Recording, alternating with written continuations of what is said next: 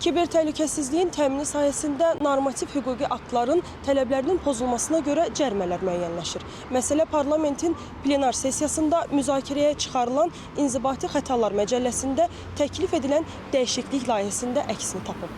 Layihəyə əsasən insidentlərə qarşı mübarizə mərkəzləri, təhlükəsizlik əməliyyatları mərkəzləri, informasiya infrastrukturunun subyektləri, internet informasiya ehtiyatlarının sahibləri, internet və host provayderlər tərəfindən kiber təhlükəsizliyin təmin edilməsi ilə bağlı tədbirlərin görülməməsinə görə cərimələr müəyyən edilib.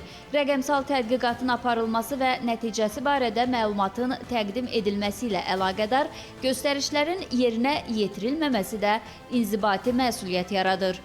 Belə bir qanunların qəbul olunması, qanunlarda əlavə dəyişikliklərin olunması bütövlükdə bu sahədə mövcud hüquqi bazanın zənginləşməsinə xidmət göstərir. Bu vacib şərtlərdən biridir. Buna görə də parlament tərəfindən bu sahənin hüquqi sistemin formalaşması, hüquqi sistemin daha da belə deyək ki, möhkəmlənməsi yolunda mühüm addımlar atılmaqdadır və düşünürəm ki, qanunların qəbul olunması və eyni zamanda icra mexanizminin reallaşması bu proseslərin qarşısının alınmasında mühüm rola malikdir.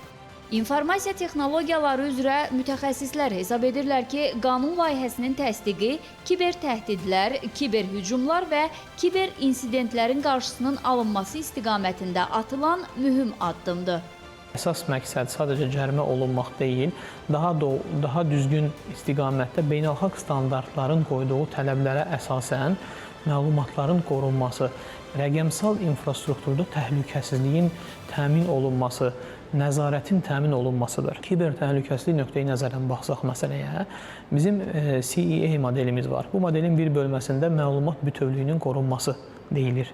Bu nə deməkdir? Hər hansı bir inzibati xəta baş verdikdə kimsə girib sonradan o məlumatları dəyişdirilə bilməsin. Çünki artıq loqlarda saxlanacaq. Kiber təhlükələrlə bağlı əldə edilən məlumatların müvafiq qurumlara dərhal təqdim edilməsi tələb olunur. İnformasiya infrastrukturunun kiber təhlükəsizlik vəziyyətinin öyrənilməsi, proaktiv tədqiqatın aparılması məqsədi ilə göndərilən sorğuların 24 saat, rəqəmsal tədqiqatların aparılması ilə bağlı ünvanlanan sorğuların isə 5 iş günü ərzində cavablandırılması mütləqdir. Bu sahədə real vaxt rejimində fasiləsiz monitorinqlər aparılmalı və onlara qarşı ilkin texniki cavab tədbirləri həyata keçirilməlidir.